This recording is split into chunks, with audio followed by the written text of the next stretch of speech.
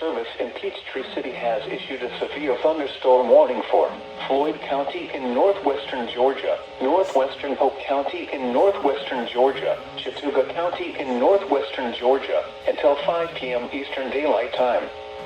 At 4:09 p.m. Eastern Daylight Time, severe thunderstorms were located along a line extending from Broomtown to near Coloma, moving east at 30 miles per hour.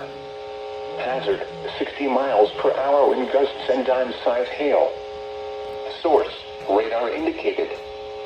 Impact, expect damage to roofs, siding, and trees. Locations impacted include Rome, Cedartown, Somerville, Cave Spring, Lyerly, Menlo, Lindale, Tidings, Barmucky, Coosa, Meriden, Chattoogaville, James H., Floyd State Park, and Holland. For your protection, move to an interior room on the lowest floor of a building. If you see wind damage, hail or flooding, wait until the storm has passed, and then call the National Weather Service toll-free at 1-866-7-634-4664. Tweet us your report at NWS Atlanta.